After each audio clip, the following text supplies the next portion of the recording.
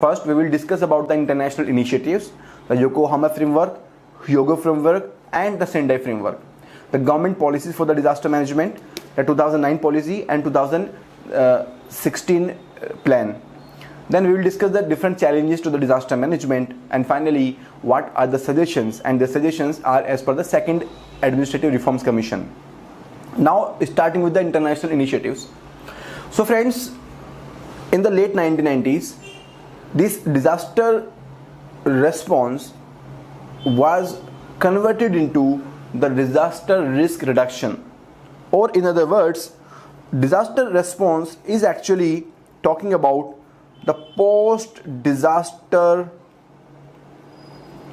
activities, and the risk reduction is actually talking about the pre disaster activities. So response means post disaster and risk reduction means pre disaster. Now the response is a reactive approach and risk reduction is a proactive approach. So our purpose is that we focus more upon the prevention aspect, mitigation aspect, preparedness aspect. So focusing more upon the mitigation, prevention and preparedness rather than waiting for the disaster to happen. So we will work upon reducing the vulnerability, to reduce the poverty basically, to reduce the impacts of the disaster, and to ensure that even if the disaster is happening, the number of people who are affected by the disaster are the minimum number possible, right? So this context has been the major context in the international initiatives. Now, the first major declaration was by the United Nations General Assembly. United Nations General Assembly declared that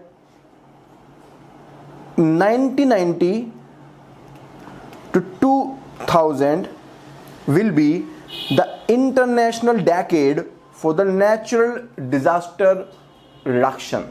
So the focus was upon natural disaster. You have to be careful about it. It is not talking about overall disaster. It is talking about the natural disaster. And for the first time, the world community met in Yokohama. That's a place in Japan.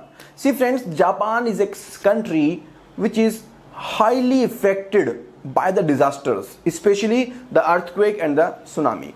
It's a regular phenomenon over there, but still this country is very resilient in terms of the prevention, in terms of the mitigation and the preparedness, as well as the response, recovery and the reconstruction.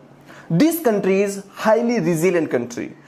So the entire world community met in the Yokohama and made a plan of action for the 10 years. So from 1994 till 2005, this Yokohama action plan was in existence.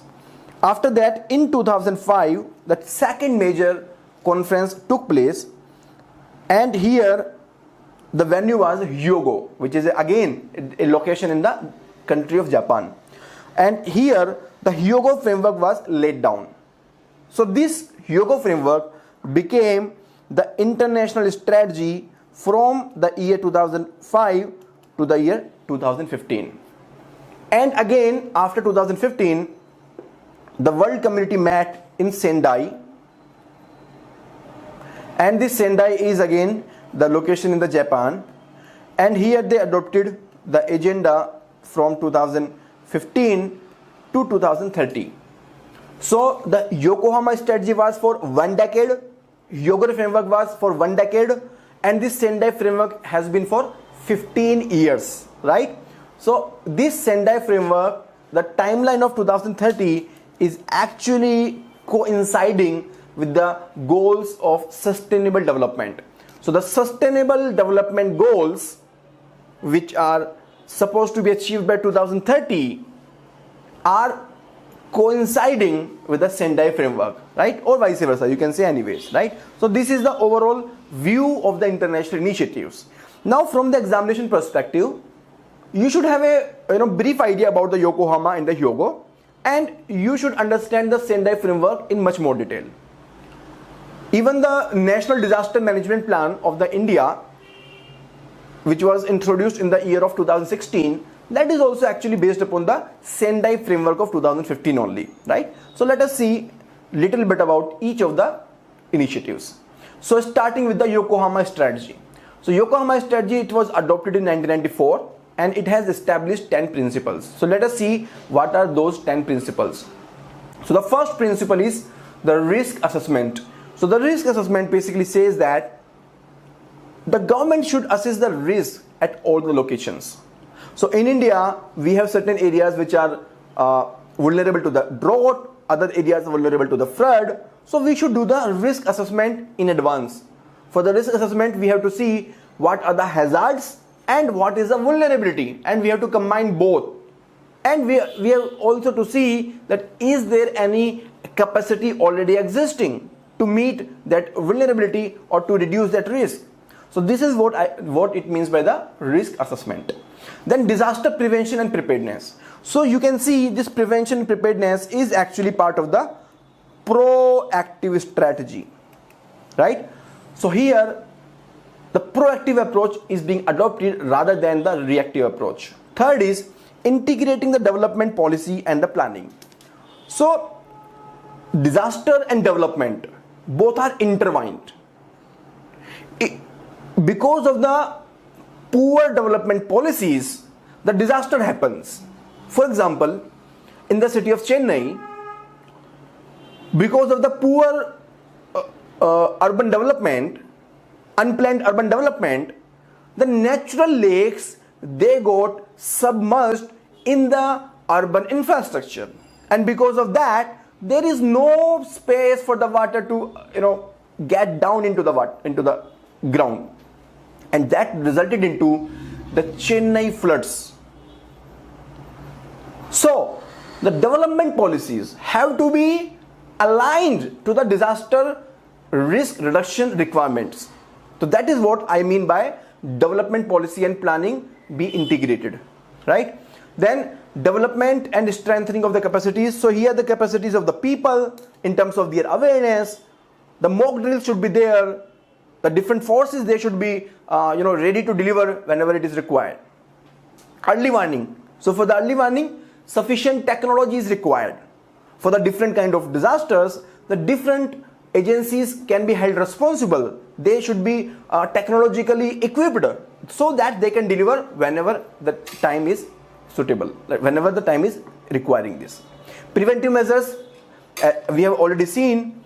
Application of proper design and the patterns of development. Again, whenever we are implementing our developmental policies, those policies should be aligned to the disaster risk reduction. For example, when we are building the house under the Pradhan Mantri Awas Yojana, that house should be earthquake resistant. The requirement of the flood management should be taken care of. So depending upon the location of that house, the disaster risk reduction should be taken care of. For example, if we are building a road, so we should build the road in such a way that in case of any disaster, that road can also be useful for the people, for the evacuation, for the relief work, and for the immediate response. So the point is that when we are undertaking any developmental activity, that developmental activity should keep in mind the disaster management requirement. Technology should be made freely available. Very, very important. Today is the world of technology-driven, initiatives. Environmental protection with the poverty alleviation. This is very crucial. See, poverty is a biggest vulnerability. So the poor people, they are living in the vulnerable regions. So if we improve the status of people from the poor to the non-poor, then the vulnerability is reduced and the adverse impacts of the disasters are minimized. So this is what here the poverty alleviation means. International community. See friends, disasters have the international ramifications. So for example, tsunami, it has the ramifications having tens of 20s of countries. So international cooperation is required and strong political determination is required. See, without the political determination, nothing is possible. Now coming to the second one, that is the Hyogo framework. So Hyogo framework was adopted in 2015. 5, and it has focusing upon, it has focus upon 3 goals and 5 action areas. And the purpose is basically to integrate the disaster risk reduction with the sustainable development. So in the Hugo framework, there are 3 strategic goals and the 5 priority action areas, and the focus is upon integrating the disaster risk reduction into the sustainable development. Again, the two terms, that is the disaster risk reduction and the sustainable development, the two major aspects should be intertwined. That is the main focus. So the first one, that is the 5 action areas. The 5 action areas are, the one is making the disaster risk reduction a priority. So that should be a priority. That should be priority at the local level. There should be some institutional basis for the implementation. So disaster risk reduction, that is the proactive approach, should be ingrained everywhere rather than waiting for the disaster to happen. So that is the main purpose. Then knowing the risks and taking the actions. Then build understanding and awareness. This is very, very important. The culture of safety should be built. So when there is an awareness that what can be the adverse consequences of any disaster, or what is the vulnerability, then there is a culture of safety. Reduce the risk, so reduce the underlying risk factors, so reduce the vulnerability, improve the poverty, manage the development plans in such a way that they don't become another hazard, they don't increase the vulnerability, and finally be prepared and ready to act. So here the point is focusing upon the preparedness for effective response at all the levels. So here the response, or the preparedness should be taken care of. And finally, the 3 strategic goals. The 3 strategic goals. What are the 3 strategic goals of the Hugo framework? The first goal is the effective integration of the disaster risk consideration into the sustainable development, right? So this thing we have already discussed. So in India, if we talk about what are the policies regarding this, so Disaster Management Act 2005 and the Disaster Management Plan 2016 are in consonance with this strategic goal. Then coming to the goal 2, the goal 2 is with respect to creating the institutions, mechanisms and capacities at all the levels, right? So, and particularly at the community level. And for that we have created a State Disaster Management Authority, District Disaster Management Authority, HRD programs, and we are also in partnership with the civil society. The civil society includes the NGOs, the NCC, NSS and others. And the goal 3 is that risk reduction approaches should be incorporated into the emergency preparedness, response and recovery programs, right? Again, regarding this there are various initiatives. And finally, you can see over here the complete summary of the Hugo framework. So the purpose is to build the resilience, and 3 strategic goals. The first is disaster risk reduction be integrated into the sustainable development.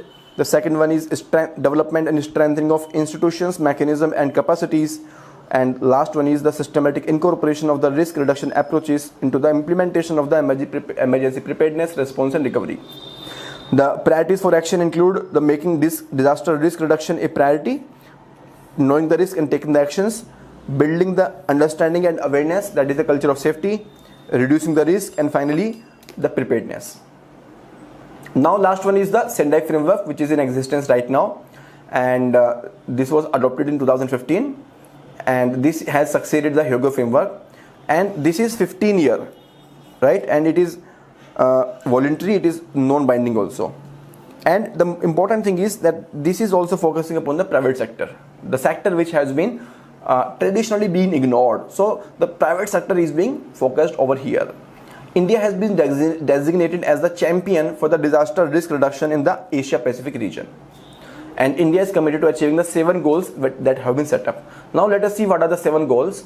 So the 7 goals is to reduce certain things and to increase certain things, to reduce the mortality, to reduce the number of people who are affected by the disasters, to reduce the economic losses which happen because of the disasters, and finally to reduce the damage to the critical infrastructure.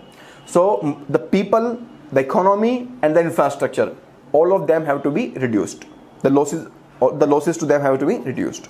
Increase in the national disaster risk reduction strategies, increase in international cooperation, and availability and access to the multi-hazard early warning system. Now there are 4 priorities for action. The first one is understanding the disaster risk. So for example, you are posted in one of the district. For example, it is the district of Pune, and the district of Pune is prone to drought. So you will understand the risk, how it is impacting the farmers community, how it is impacting the government revenues, how it is impacting the day-to-day life of the people. So you will understand the risk, you will measure the quantum, and you will see the impact. Then the strengthening of disaster risk governance to manage the disaster risk. So governance has to be managed. So governance basically means that we have to fix the responsibility for the responsible people, we have to arrange the resources, we have to set up the hierarchy. So all that things have to be done. Third is investing in disaster risk reduction for the resilience. So here the focus is upon the investment. So investing into the training, investment into the infrastructure, and investment into the other things. And last, enhancing the disaster preparedness, right? And not only preparedness, but also the recovery, rehabilitation, and the reconstruction. So these four action areas are there. First is understanding the risk, second is strengthening the governance, third is investing, and fourth is focusing upon the preparedness, recovery, rehabilitation, as well as the reconstruction.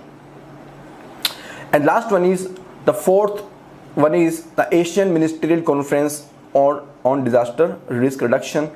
It was conducted in New Delhi in the year 2016, and this was a follow-up to the Sendai framework only. Here New Delhi Declaration was adopted, and the Asian Regional Plan was also adopted. You don't need to remember what are the details, that is not required. So friends, now I will discuss the government policies for the disaster management.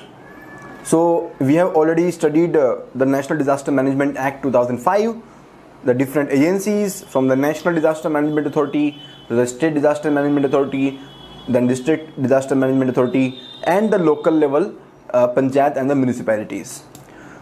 Now when I say the policies, there are 2 policies of the government. One is the 2009 policy, and another is the 2016 plan, right? So let us see each of them, right? So 2009 policy, it was prepared by the authority only, and the purpose is basically to develop a safe and disaster resilience India, and the most important point is to be proactive. And when I say proactive, as I told you, after 2010 we will be focusing upon the proactive approach, that is on the risk management part, that is on the risk reduction, or in other words, we will be focusing upon the prevention, mitigation, and preparedness. So the pre-disaster management activities will be given more priority compared to the post-disaster management activities. So that is the main point. So first thing is the proactive. Second thing is, it is multi-disaster oriented. So here the focus is upon all the possible disasters, not upon a particular disaster. And it is technology driven. So here the focus is upon the technology for the purpose of early warning system, mock drills, for planning, for communication, for training, everything. So everything is technology driven, and the purpose is to develop a culture, very very important. So the culture has to be there, the culture of prevention, the mitigation, preparedness, and response. So culture, that means all the stakeholders, be it the people, the civil society, the government, the private sector, the forces, all the stakeholders, there should be the culture of prevention, mitigation, preparedness, and the response. All of them should be aware about what to do at the time of disaster. They are equipped enough with the suitable skills as well as the resources, and they have the plan, they have the complete system how to go ahead. Now the objectives, first is to promote the culture, as I told you earlier also, and increasing the mitigation. So purpose is proactive, and this is based upon the technology as well as the traditional wisdom. See friends, in India we are the country of tradition, and the local people, they know better how to handle a disaster. They are well equipped they have traditional wisdom how to go ahead. So we have to use that also, and we have to be environmentally sustainable. Then mainstreaming the disaster management into the development planning process. This is also important. See, development and disaster management has to go hand in hand. Both are correlated. It is the development which also leads to the disasters. So for example, if we are building the road near about a river, then there are more chances of that road, getting destroyed. So that is a kind of disaster. So the developmental activities, if they are not done in the proper manner, then it can lead to disaster. Another example is, if the government is building the house under the Pradhan Mantri Awas Yojana and that house is not earthquake resistant, then the goal of the disaster risk reduction fails. So the point I want to make is that we have to intertwine the process of development and the process of disaster management. So the development should have the disaster risk reduction strategies intertwined in its planning process. So this is very, very important point, right? Next is establishing the institutional and techno-legal framework. And last is the efficient mechanism for identification, assessment and monitoring of the risk. So this is about the 2009. So in the 2009, again I am repeating, the first important thing is that it is proactive approach. The second important thing is that they are talking about intertwining the sustainable development and the disaster risk reduction, right? And third is that they are saying that it can be technological driven as well as full of the traditional wisdom, right? Now, next one, that is National Disaster Management Plan 2016. And friends, this plan is in existence right now. So this plan came into existence after the 2015 Sendai framework. Therefore, this is completely based upon the Sendai framework. So the basis of this plan is Sendai framework. Now, let us see the important features of this plan. So this plan was released in 2016.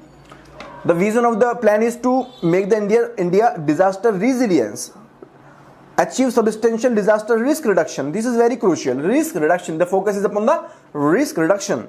Significantly decrease the losses of life, livelihood and assets, economic, physical and social, cultural and environmental by maximizing the ability to cope with disasters at all the levels of administration as well as among the communities. So the administration as well as the community both should be empowered enough to deal with all kind of disasters. And it is aligned with the Sendai framework, Sustainable Development Goals, which came in 2015 only, and the Paris Agreement of the United Nations Framework Convention on Climate Change, which also was conducted in 2015. So this is focusing upon the developmental aspect also as well as the environmental sustainability. Now, what are the important features? So there are 4 key areas. One is the understanding risk. So that is also part of the Sendai framework. Interagency coordination. This is very, very important. In India, we have so many agencies, from the national level to the state level to the local level. Now, are these agencies working in coordination with each other, or they are competing with each other? That is the point. So our purpose is that they should coordinate with each other. They should cooperate with each other rather than competing with each other. So this interagency coordination has to be there. Then investing structural and non-structural measures. Investing into, right? Investing. So this investment is very important. And finally, the capacity development. These are the 4 thematic areas. It covers all the phases, starting from the prevention to the mitigation to the response and finally to the recovery. And it provides for the horizontal as well as the vertical integration for all the agencies and departments of the government, and it spells out the roles and responsibilities at all the levels. So it deals with all the levels, from national to the local level, plus among the department also.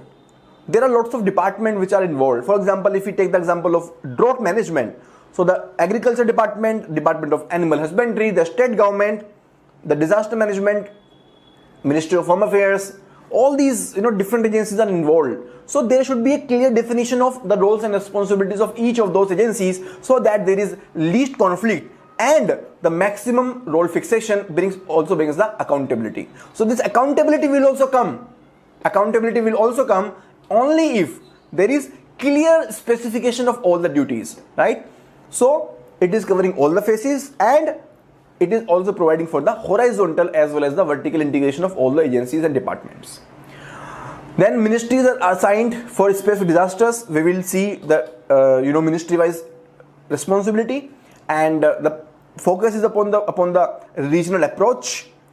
And this is very important. The plan talks about the short term, medium term as well as the long term. Short term means 5 years, medium term is that is up to 10 years, and long term means up to 20 years. So this is a long term plan, not a short term plan. Then it also specifies the activities which can act as a checklist for the agencies. So this is actually laying down the practical methodology. It covers the natural and the human induced disasters. Now, the central agencies designated for the natural hazard specific early warnings, right? So you can see these are the agencies for the specific early warnings. So for the avalanches, there is Snow and Avalanche Study Establishment. For the earthquake, there is India Meteorological Department. For the floods, there is Central Water Commission. So similarly, the different agencies have been provided different responsibilities. Friends, you don't need to remember all these agencies. You just need to have an idea that okay, there are some agencies which are having a specific responsibility for the specific early warning system. Then, as I told you, the plan has also identified the responsibility of each of the ministries. So you can see over here, for example, this civil aviation accident is the responsibility of the Ministry of Civil Aviation. This flood is the responsibility of Ministry of Home Affairs. This rail accident is the responsibility of the Ministry of Railway. Urban floods is the responsibility of Ministry of Urban Development. Mines is the responsibility of Ministry of Coal, Ministry of Mines. So the different agencies are responsible, and definitely the NDMA is available to help them all out. But the primary responsibility lies with the specific ministry, because they are the regulator or maybe the administrative ministry, and they know better how to go ahead. So this was about the government policies, and apart there is one more aspect of this, that is the information and media regulation. So there are guidelines for the media coverage, and there has to be regular media briefing so that there is transparency in what is going on during a particular disaster, and the international best practice is also being adopted. Now, what are the challenges to the disaster management? So I am giving you 2 minutes to think about it, and then we will discuss.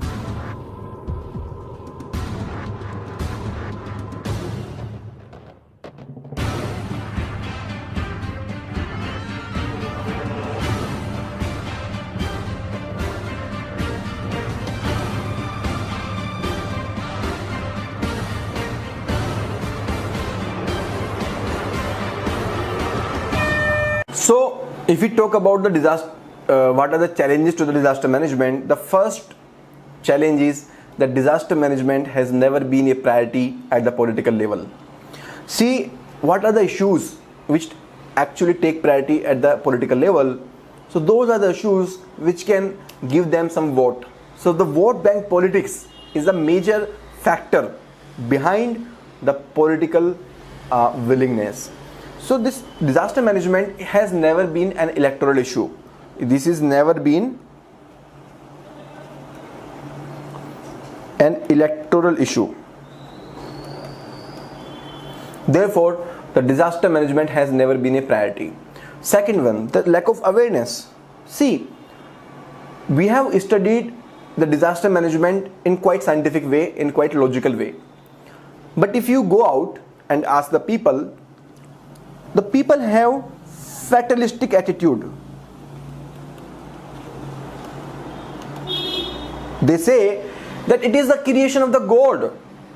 भगवान शिव का तीसरा नेत्र खुल गया. This is what people say. People say भगवान की यही मर्जी है. Friends, this is very illogical.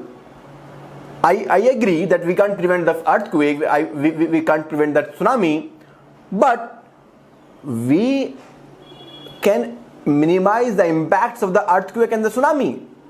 So we have to be very rational. So this fatalistic attitude should not be there. Then absence of the skilled manpower. So if you see the hierarchy in the National Disaster Management Act, that hierarchy is of bureaucrats, be it the NDMA, SDMA, DDMA. Are they having their own cadre? No, they don't have their own cadre. Rather, the people who are coming on deputation to that department belong to the general bureaucracy. So it is the general bureaucracy who is governing the very expert area of the disaster management. So this skilled manpower is missing at the governance level as well as at the implementation level. And then there are so many agencies at the national level, then state level, then district level, and then lowest level. And not only there are so many agencies at the vertical level, but at the horizontal level also.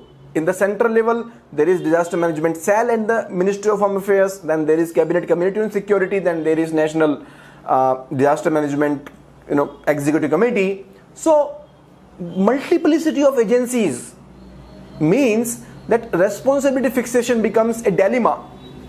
Who is responsible? If something happens, who will be held to account? So all those problems arise because of the so many agencies can be there. So many agencies means there is lack of accountability. So this is a problem. Absence of people participation. So disaster management is a top-down approach at this time also. See friends, any disaster involves people at the mass scale, and unless and until the people are involved in the disaster management activities, believe me, we can't manage the disaster in an effective way. Be it the disaster risk reduction or be it the response and recovery. So चाहे आप disaster से पहले की बात करो या आप disaster से बाद की बात करो, दोनों ही केस में people participation is highly required, and that is missing. Then development overrides the disaster mitigation and the prevention. So there are many examples. The one example that I already shared, the Chennai floods, they happened because the lakes were submerged in the urban infrastructure. Similarly, in many other areas also, we are building the infrastructure without taking care of the already available hazard. So this development is overriding the disaster mitigation and the prevention. Unplanned development, same thing. Absence of disaster insurance. See friends, there are lots of disasters happening every year, but the people are never compensated. Even if the government is giving some compensation, that compensation is very, very less. So this disaster insurance is very, very poor in India. Private sector participation. So after 1991, we are always talking about strengthening the capacity of the private sector, be it in the infrastructure building or be it in the industry. But when it comes to disaster management, the private sector participation is missing. So we really need to involve the private sector also. Then funding is primarily targeting the relief. That is, it is more post-disaster oriented, and the funding for the preparedness and mitigation is very often ignored. Then the data is also inadequate. The data regarding the local area, regarding the disaster history, and what are the traditional response patterns. So if there is a particular area which regularly has some flood disaster, then how the people of that area have been managing that flood since centuries. That data, that wisdom is not percolated to the other areas. Then forecasting, modeling, risk prediction, simulation and scenario analysis remain very, very poor. Absence of the national level, state level, district level directory of experts and the inventory of resources. So the experts and resources are less in India. Then institutions are very, very fragile. So there are institutions, for example, NDMA, SDMA, DDMA, but they are not so much active. And very recently, in the month of September 2019 only, the Karnataka High Court declared that the disaster management plan of the Karnataka state is very, very fragile, disastrous. See, there is a state disaster management authority, but that has never met after it was constituted in 2008 or 2009. Similarly, there are other agencies, but they don't have the funding, they don't have the personnel, and the disaster management plan is completely ridiculous. So again, the problem of the funding. Other challenges include high level of delays and the red tapeism, and at times, at the time of compensation, the real victims are excluded and the false claimants are included because of the corruption. And then weak compliance of the policies. So whatever guidelines have been given by the NDMA, so the NDMA has given the guideline over almost every disaster, and the guidelines are very, very comprehensive. They are focusing upon the scientific aspect, they are focusing upon the people participation, the governance, the funding, the technology, everything. But still, these guidelines are not followed up. Then capacities of the stakeholders are less, be it at the community level, be it at the civil society level. So all those capacities are less. So with this, I complete this lecture, and after this, in the next lesson, I will be discussing about the issues, how to deal with the issues. So the suggestions, the way forward, we will discuss the second DRC recommendations, we will discuss what other suggestions we can have so that disaster management becomes very good in India. Thank you very much.